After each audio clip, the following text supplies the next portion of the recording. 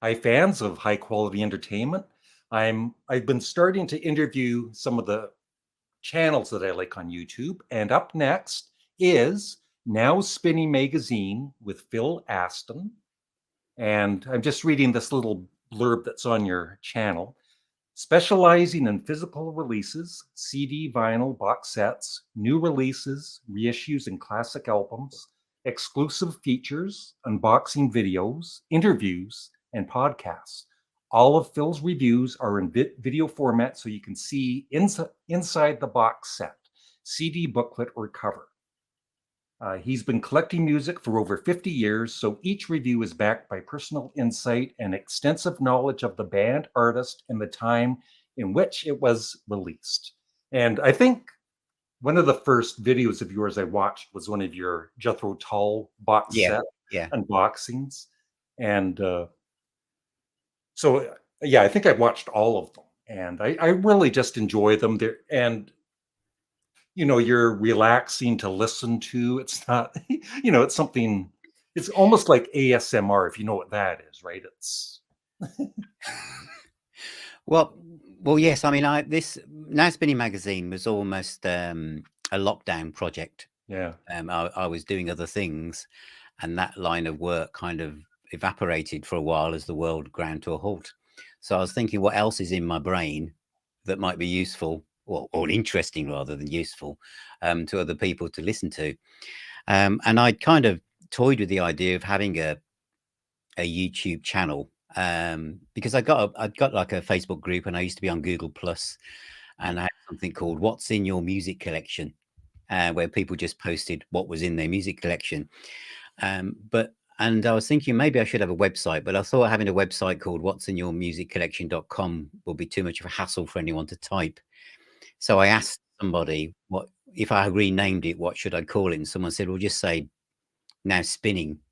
And so I just put the word magazine on the end, thinking it might give me more maneuverability depending on what might happen in the future. Yeah. It became lots of, like yourself, Instagram account and a Twitter account, but this YouTube channel, because I'm more comfortable, although I'm quite a shy person, I'm more comfortable being in front of a camera than I am writing like 4,000 word essays. So reviewing things like that I find quite difficult. So I found it easier just to talk in the moment. And if I was long, and some people have said to me, well, you're always so enthusiastic, and you only really, do you ever have anything you don't like? I kind of avoid things that I don't like. If I'm disappointed by something, I'll point that out, but I tend to avoid reviewing things that aren't my thing. Yeah. I remember one of the Black Sabbath box sets, you were disappointed in the live CDs. Yeah, the Sabotage one, I felt kind of justified to do that in a way, because the source material, the album itself, is a classic of the genre. But the way it had been put together just felt like, well, I suppose I have to be fair here. We both do, because we have to think that the people that work in these record companies, there is nobody there who remembers any of this stuff when it was actually coming out the first time round. Yeah. There's no one there now. They'd be in their 70s, wouldn't they? So I imagine they're like, they're people in their 20s and 30s. Someone said, oh, you need to go and work on the Black Sabbath account. It's about, we could put something out.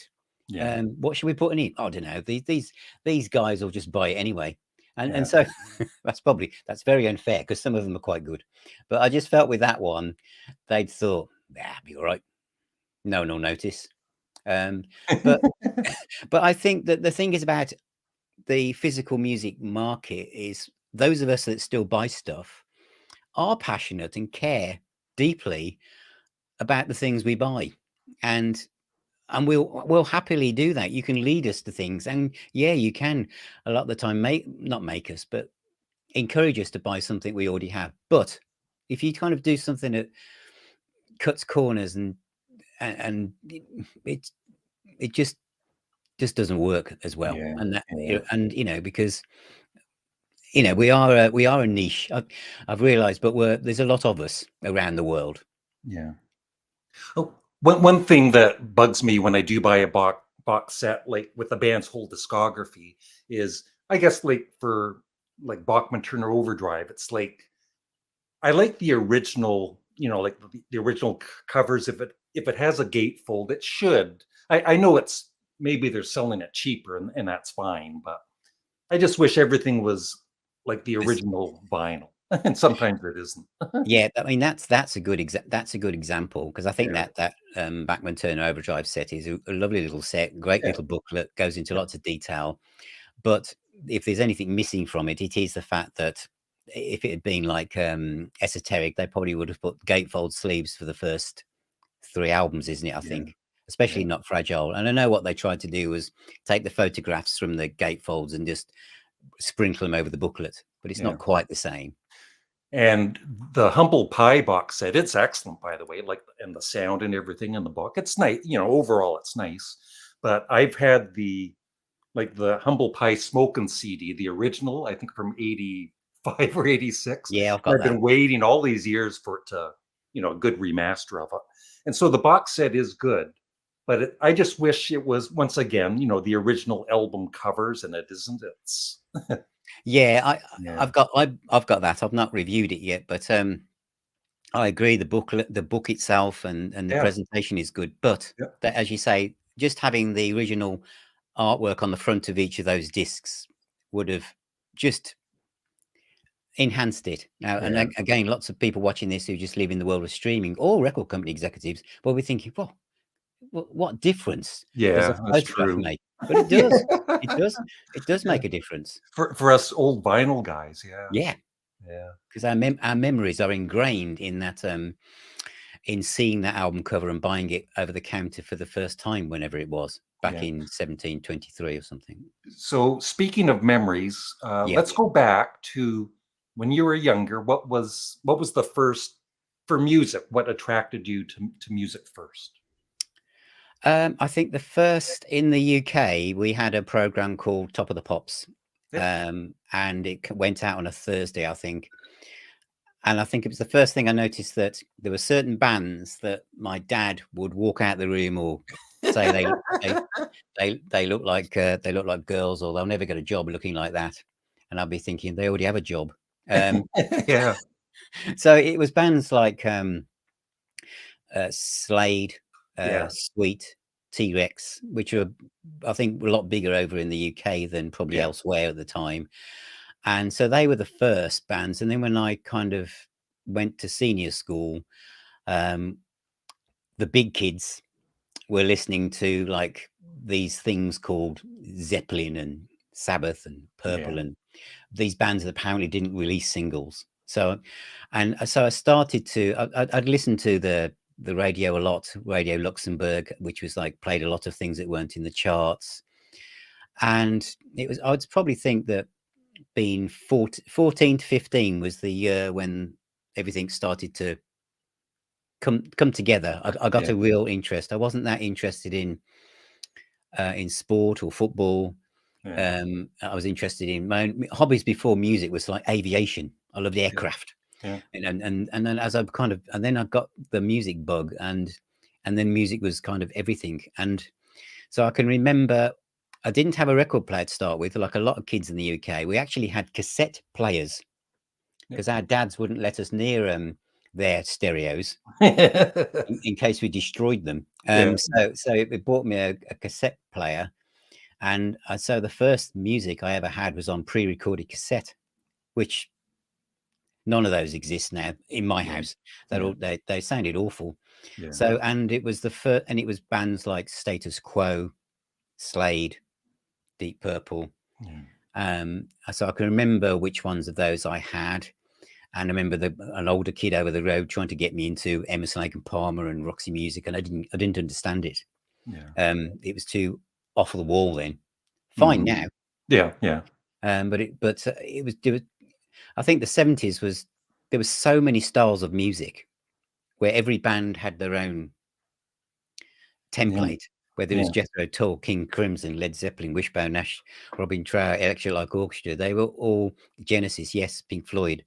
They were, all of them were kind of like rockets going off, and I think it was hard to keep up with it all, really, which is Yeah. why I think channels like yours and mine, when you suddenly mention something that you didn't even have at the time to catch up with. This one, the Keith Hartley band, Yeah. Yeah. is a great little box set. I missed out on that. I was too Yeah. young, but great. I know of him, but I've never heard that Yeah, band. But I do remember buying an album in these, like a cutout bin album, and he was the drummer for this band called Dog Soldier, yeah, yeah. and That's it's a right. very good album. Yeah, yeah, Yeah, yeah, yeah. Another band that I at the time. yeah, Well, because going back then, unless an older friend or brother had bought it, you had no way of falling over it because you yeah, couldn't hear it, you couldn't see it. Records were expensive, and so a lot of things that's how it was word of mouth. Now, of yeah, course, someone says something like, if I've mentioned the Keith Hartley band, anyone watching this will just go and yeah, while they're watching this, they'll be YouTubing it and Googling it, and they can go and listen to it within seconds. yeah. But And, very different then. yeah, and I always say this, but something like, these streaming services, I understand, the artists not liking them, they're not getting paid. I totally agree with that. But the good thing about streaming services is, for instance, in the last few weeks, I started checking out Paul Weller. I knew of him in the Jam, but I Yeah, never really listened to him. I started checking out his albums on Spotify. I played a song from an album. Oh my God, this is good. So I go to another album. Oh my God, this is good. I bought 9 or 10 of his albums, and even a magazine, Phil. yeah, yeah. Well, yeah, So yeah. there is good in the streaming services, Well, I see it as the radio, but without any interruption. Yeah, So I can just go and listen to something without waiting for 2 hours for the DJ to perhaps play the thing he mentioned at the start of his show, yeah, and then he doesn't. I can now just go and find something that someone's mentioned, check it out, and if I like it, I'll buy it. So it's discovery. So I think for musicians, I'd see it as icing on the cake. It's just it doesn't, as you say, it should pay more. It doesn't, but yeah, as a way of being discovered, I think it's one of the best ways of being discovered, really. yeah. It's amazing. Like, could you imagine back in the 70s and 80s, and you could think of any band, oh, I'll go listen to this album or song, like, instantly, right? Like, it's, Yeah. Well, you couldn't, could you? I mean, yeah, I used to go into record shops and go through from A to Z and look at things and have no yeah, idea. Look, sometimes thinking that might be good just yeah, because of the picture on the front, yeah, but I had no idea. And say to my friends, "Have you ever heard of this band?" And they go, "No." So that meant no one looking around between us who's going to take a chance. yeah, yeah, None of us were. yeah. So very different now. And you just recently did the second Steppenwolf box Yeah, yeah, set, yeah. Epic.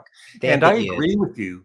Like, I have the first one, and I'm definitely going to get that Epic 3 album set. But they are so, I always knew that, though. They're so underrated as an albums band. They're known for, like, Born to Be Wild and a couple of other big hits, but they were a great albums band.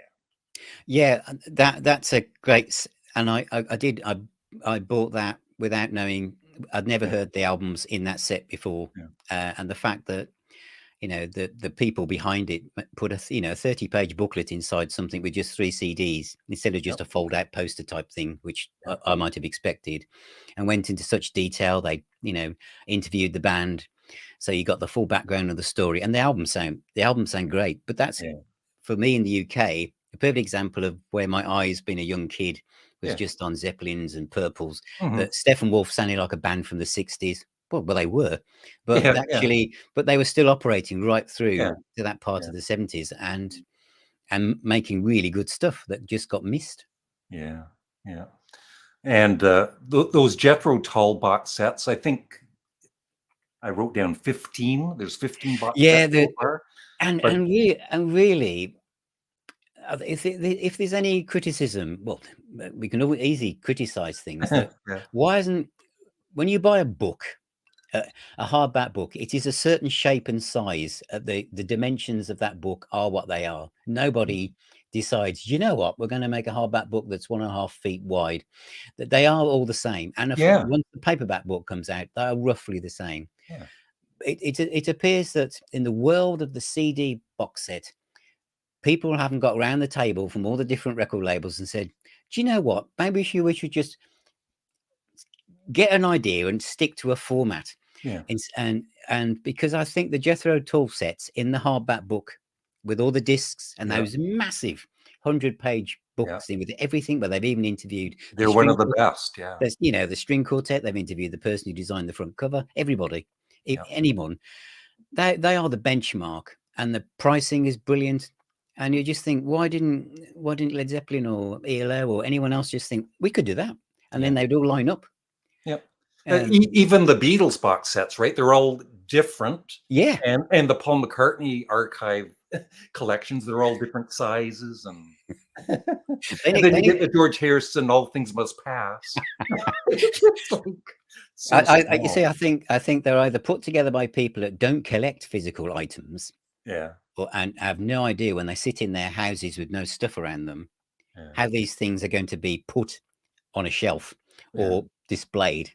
So, I mean, even some, I think I haven't got these myself, but someone told me the Rory Gallagher deluxe editions where they decided to change the shape for the second one, maybe to cut corners or cut costs, but for people just expect things to be formula in a way. That's making, I do wonder sometimes if a lot of collectors have a mild form of OCD though, and anyone watching this from the industry looking in will be thinking, yep, told you. Yeah. That. And my Let It Be box set, the book that's in it. Yeah. When I open it up, it's upside down. It's printed upside, like the cover, right? You open it and it's upside down, reversed. Yeah. And someone checked that. Yeah. Yeah. I guess so. That was somebody's job. Yeah. So speaking of Top of the Pops, because I'm such a huge fan, do you remember seeing Sparks for the first time? Yes, I do. And I heard the next day everybody was talking about it. But yeah, they were. And that This Town Ain't Big Enough for the Both of Us was such a monumental track. I mean, it's 1974, isn't it? Yeah. Yeah, there was so many things going on in 1974. And your father ran out of the room that time, right? Yeah. Well, you think everyone talked about that in the playground. I was 15 and everyone was talking about that in the playground. Did you see this band on Top of the Pops? Did you see that keyboard player? Yeah. And it was, great guitar riff and everything, but it was the voice. It was never heard anything like it. And I remember they were on, around the same time they were on American TV on a couple of different music shows. And so the first time I saw them, it's like, what is that? Like the visual and the sound, right? It was like out of this world. Did you buy the album as soon as you? Well, the viewers on my channel know this story well. The next day I went and bought Kimono My House. I played it and I threw it in the garbage, but I took it back out after. Yeah. Well, I didn't go as far as stick it in the garbage, but I didn't get it. Oh, I didn't. I mean, when I listened to it, I didn't like it. I actually thought, oh, it's not like I like the single, but the rest of it I thought was a bit bonkers. Yeah. It didn't settle into my. I mean, there's been lots of artists over the years like that with me, Noel Davis and also Frank Zappa, where I just could not understand what other people appeared to be hearing. Yeah, I'm a Zappa fan too. Yeah. You mentioned Marillion, and I agree with you. Like, I always thought for years that they were like not that they were ripping off Genesis, but they weren't being original enough, and they were kind of like Fish was being kind of like the Peter Gabriel. Unfortunately for my blinkered. For literally a decade, I avoided them, thinking But I will say I have all 4 of the Fish albums, and the earlier ones they still they're a bit too much like Genesis. But Clutching at Straws, I think, is one of the greatest prog albums ever, and Fish is amazing. His vocals on that are amazing. Yeah, and then later on with Steve, I have some of their albums too, and he's excellent too. So yeah. You're also a big ELO fan, aren't you? Yeah, so on and off. On and off. But yeah, like, there's certain people I feel are musical geniuses, and I think Jeff Lynne is one of them. Yeah, ELO 2 and El Dorado are my two favorite ELO albums. Yeah, El Dorado would be mine actually. Yeah, yeah. I think Yeah, it's he's very underrated too as a singer. Like his vocals on that song El Dorado are so powerful. Yeah. Yeah, and Can't Get It Out of Your Head. I think it's just a just fantastic record. And I guess if you're working with, George and Ringo and Paul, I guess you have some talent. Yes. Yeah. Yeah, and you can hear the Beatles influences, can't you, coming through his songwriting. Yeah. So, what was the very first concert that you went to? Oh, that's easy. I was 15. It was May 1974, and it was Deep Purple. Wow. They'd released Burn. Oh yeah. And it meant going into Birmingham, where I lived, which is about 7-8 mile bus journey, and I'd never been into the city on my own on the bus, and so I bought a ticket the very last moment, and it was a ticket quite near the back, but I'd never been to a big concert before. And the support band was Elf with Ronnie James Dio on vocals. Wow. And I thought that was amazing. But of course, in those days, they used to hold back half the lights until the main band came on. So the main band comes on and there's all the Dry Ice and, and Purple come on. And I was just transfixed. I bought the program, 40p, which I've still got, and the badge. And it changed everything. I think when you first see if you're into music, you first see a spectacular show, it just stays with you. And so I'm still a huge fan of that band and anything that's ever sailed within them, anyone who's ever been near them, and every member, and it's just one of those things that I do collect. But yeah, that was my first band I went to see. And so what are some of your other favorite concerts through the years? My favorite concerts through the years would be, again, a similar thing with Purple. We're seeing Rainbow in 1976. That was with Ronnie James Dio by then. There's bands like AC/DC, because they were such a fantastic live event. Roger Waters in more recent years doing The Wall, and I think that Roger Waters is losing the plot a little bit as he enters his twilight years. What do you think about him re-recording The Dark Side of the Moon without getting all political here? I think it's rather sad. Yeah. I think it's really sad that he thinks that he wants to see, because he's saying that those of us who've lived with this thing for decades, don't quite understand it or get it. So he feels I get it. Yeah. he wants. And I don't follow these albums with a concept, but I can follow that. I mean, things like Breathe and Time are all universal subjects of days passing us by and not making the most of life. And Money, they all make perfect sense, really. They don't need very much explanations. In fact, I know it's seen as a prog album, but it's really a pop album in many ways. I feel it is. The songs are quite structured, and they're not 15 minutes long with lots of time changes in it. I think it's a very accessible album, and without Mr. Gilmour and Mr. Wright and Mr. Mason doing their bits, it wouldn't be Dark Side of the Moon. So I don't know what he's going about to do, whether he's doing like an acoustic version. Well, I read that instead of there's not going to be any guitar, but in place of the guitar, there's going to be spoken word. That's going to be hard to dance to. Yeah. I feel with that, and then the proposed £250 50th anniversary box set, Dave Gilmour needs to step in and sort this out, because I feel like Dark Side of the Moon's been given a bit of kicking, really. Yeah. I mean, how many times do you want us to buy that? Yeah. Or anything like that, really. In fact, do you remember if back in the day, I would say to you, do you have whatever album it is, Out of the Blue by ELO, and you'd say yes. or no. Mhm. And then in the 90s, I might ask you that question. You'd say, yeah, I've got it on CD as well as vinyl.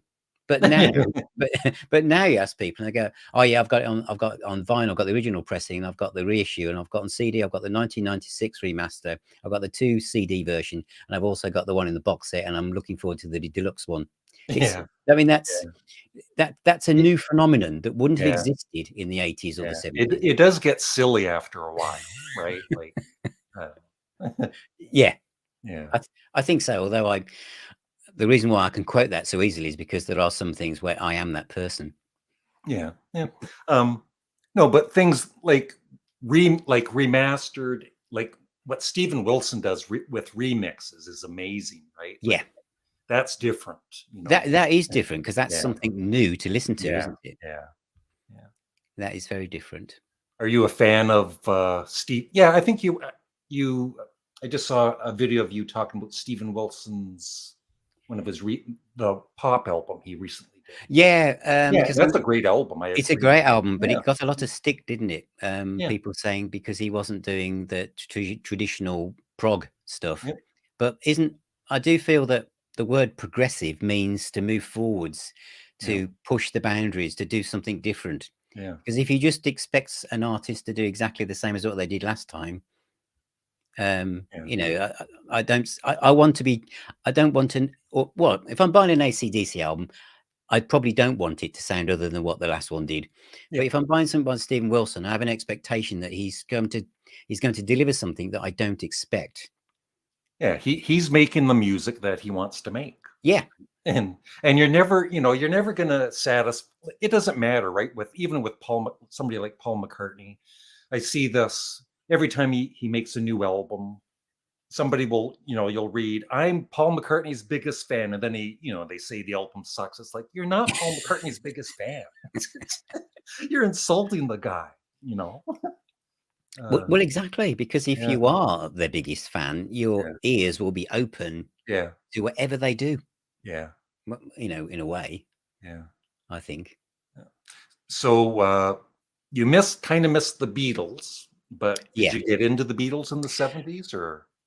Do you know what? You're not a Beatles fan. Get out of here. There was that. I don't know if it was like this in the States or in Canada, whereas that it was either the Beatles or the Stones, and I felt like the Beatles were everywhere in my life.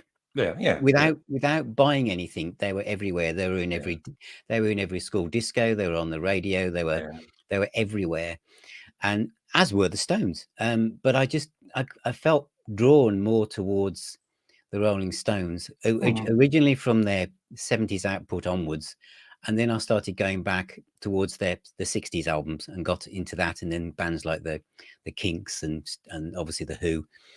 But the Beatles, I felt like I just knew everything. I liked the films, and and I just felt like I bought a lot of the singles that were reissued.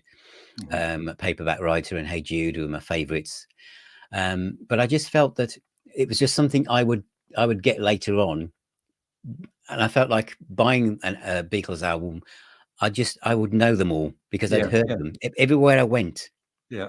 They were on. And in fact, even now you could say that it's impossible to avoid the Beatles, even with the Get Back film that was 5.5 hours long, was it? And the fact the Revolver reissue been in the charts, and they are still, and I appreciate that without them a lot of what came afterwards wouldn't have happened. They're still probably they are the most influential bunch of musicians that's ever existed.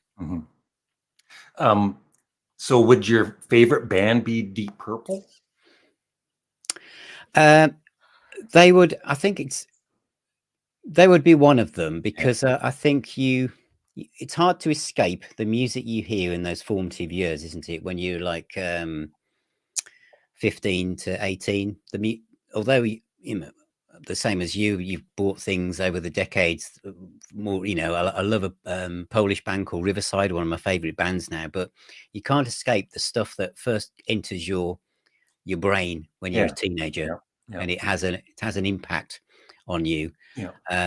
Yeah, there's a band, I don't know if they were that big in your neck of the woods, a band called Free. Oh The yeah. Yeah. All Right Now Yeah. and Paul Rogers, Paul Yeah. Kossoff. They're one of my favorite bands. They only made 7 albums, and Bad Company was the Yeah. band that became a worldwide stadium Yeah. size success, and Free didn't go that way. But they're one of my favorite bands as well, really. Yeah. We have this pretty close to here, and every year we have this rock festival, and one year Paul Rogers was at it, and so I was talking to the owner one time, and I was asking him who was the best performer. They've had a lot of bands through, and he said Paul Rogers. Like he's still had his voice, and Yeah, he's really impressed with him.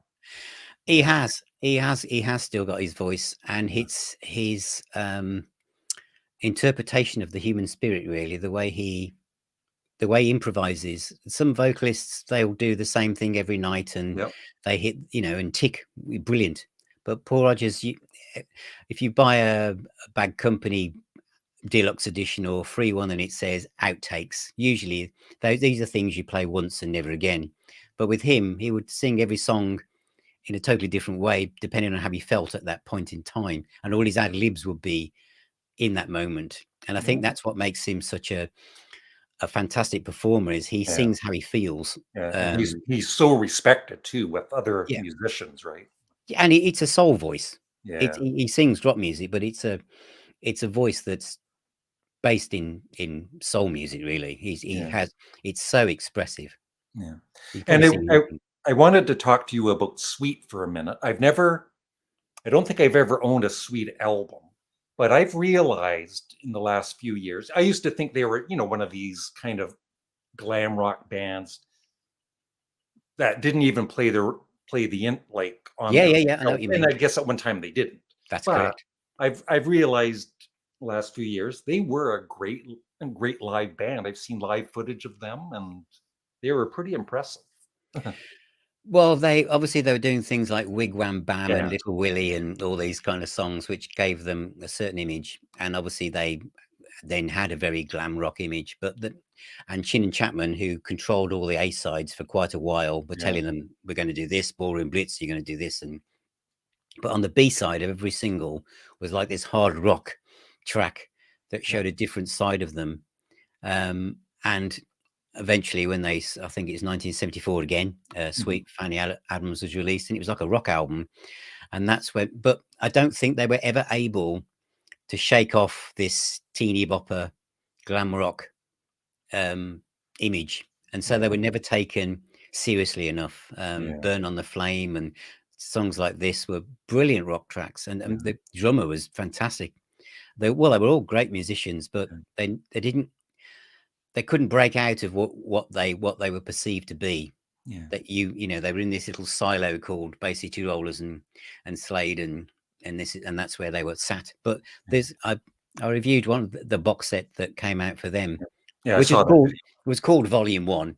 But you almost knew that there'd never be a Volume 2, and I doubt if there ever will be, because everything that you need's in that box. Yeah, but like that box set, I was interested in buying, but I guess it's hard to get now, right? Like, yeah, I think that the future market could be that some of these box sets get short reruns. Yeah. I mean, the Thin Lizzy Live in Dangerous one sold out that fast that even I was taken off guard and missed it. It was sold out within a day. Although, and it made the charts in the UK, but looking at the sales figures, it was about 1,500, which got it to number 86. So I reckon they must have pressed no more than 2,000 copies and thought, so why don't they make more of them and make more money? I guess it's a gamble that they, again, because maybe it's people who are,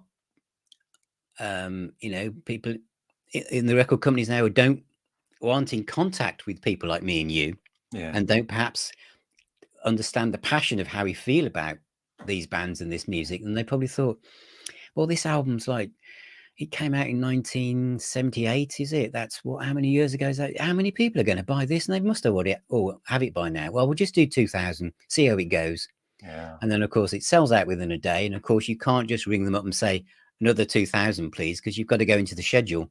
So what we'll think will happen is in about 6 months, it will pop up again as another thing. But from what you were saying, I think a lot of these box sets could be repressed. The Cheap Trick one is a good example. That disappeared, and they brought it out on music on CD. Sony brought it out as a slightly tweaked version in the way they did the covers inside, but it was great to see that reappear. And Jethro Tull with Thick as a Brick. Yes. Came out again. Yeah. And well, you see, they must be very short runs, because some of those now on eBay are hundreds of pounds, aren't they? Yeah. But when they appear, they're like in UK money about £25, £30 max. Yeah, the Jethro Tull one, I got the box set at the record store. It was $30, which would be like £15, I guess. Yeah, they're probably more. So it was like, and I didn't know it was the 2022. It doesn't matter, right? I bought it. But yeah, that was a deal. Yeah, because those the books alone are worth the money. Well, they are. Yeah, they are. They 100-page book, and the fact that somebody has spent the time, thought to like a real anorak, a real train spotter, and someone who just likes literally our OCD, and they thought, who designed it, who engineered it, who swept the floor that day? Let's see if we can go and talk to them. Everyone who's had anything to do with any of the record, they track everyone down, and it's put together with such, what you can tell, such passion. Yeah, I think it makes such a difference. Yeah. So I know you have vinyl and CD. So I am are you like 50-50 with Well, when I started this, I was Mr. CD man, I would say, and my vinyl records were sitting in the garage, and like a lot of people of my vintage in the 90s, there was like the great vinyl cull, when lots of records were just given away, to make room and stuff life. And then I started to buy a few secondhand ones, and then I started the Now Spinning magazine, and I started to kind of fall in love with them again. And I would say that CD is still my preferred format, and the way that I view vinyl is a bit like a hardback book, and so if it's a special release, I will, and the vinyl's not a silly price, I'll get the record. And if it's a real special band, I'll buy the CD as well. So I am multi-format man, but it depends on the price, really, because the CD can be so much better value. There'll be a second disc with all the extras on. There'll be a booklet, although some vinyl records are coming with booklets now. But I think both formats can live happily next to each other. Do you notice much of a difference between the sound quality of a vinyl and a CD? No. You have? No. I still feel that the CD is perfect, because it's going to sound like it sounds no matter what year I put it on. Whereas a record is a bit like the Chinese tea making ritual, where you really need to take it out the sleeve. You need to look at do you need to give it a clean? Does it need to be, is it warped? Has anything changed with it? It's more convoluted thing. It's that joke, isn't there? It's the expense and the inconvenience that that makes people drawn to vinyl. I think vinyl works really well, obviously, and I've got a couple of vinyl box sets, but a CD box set is just so practical and just so perfect for collecting together an artist's entire catalog in a box that's that shape. That's a great box set too. Like it is. It's one of my favorites. And if that was in vinyl, it'd need two of us to pick it up. And where would I put it? So I think that's why I think that the CD is safe, because the reissue labels and stuff like that, it's just perfect, really. Now that's if you can get the CD out of the case. I bought a Paul Weller, one of I forget which album it was. It was a with a bonus DVD. It it was hard to get the CD out. I was like struggling. It's ridiculous. It was Yeah. packed in there so tight. Yeah, yeah, I've got some of those. And then Yeah, you get the opposite where you take it out and it just falls, it just rolls yeah, out before you yeah. even had a chance to But squeeze the like you tape. were saying, everything should be the formatted the very same, right? Mm, Like in some way. yeah, yeah, Yeah, yeah. yeah, very much so. So before we go, tell us, well, what's coming up on your channel? You know? What's coming up? I've got quite a few things to review, and I try and keep it so that it's roughly 60/40, 60% CD, 40% vinyl probably, and then of things that I'm discovering or buying myself, and then also a few things where I just talk about something I've owned for a long time. Mhm. I know people like those videos where I just talk about something from my own perspective and what it meant to me. Um, I don't know about you, but I find it easier to be myself then. Yeah, So because I know there's lots of people in the YouTube space doing reviews and well channels like mine. yeah. Um, when I first started, I did think, how do you stand out from all these fantastic You know how you people? stand out. You know, like you were saying, you're shy, right? Yeah, People don't realize it. I'm a shy person too. I am, but you know, I don't know. Just stick. You know, having a camera in front of me. I'm by myself, right? There's nobody around, so I can be myself. So that's those are the channels I gravitate towards. Are people just being themselves, right? Like yeah. you and other channels that I like, and that's it. Yeah, and I'm doing more of those. And the other thing that I suppose that I've concentrated more on, and I've started to really enjoy them is doing the video podcast, a bit like what you're doing with me now. Mhm. But when I've spoken to quite a few people now, the Michael Desbars from Yeah, Silverhead, I and saw that. that was Excellent. and talking to Michael opened a lot of doors for me. So I then started to have more kind of well-known musicians and people My wanting fee is $500. Gotta put that in there. luckily no one's charged me it. But I mean, I've got more used to those because at first when someone actually approached me and said, "Would you do an interview?" I actually sent them the questions via email.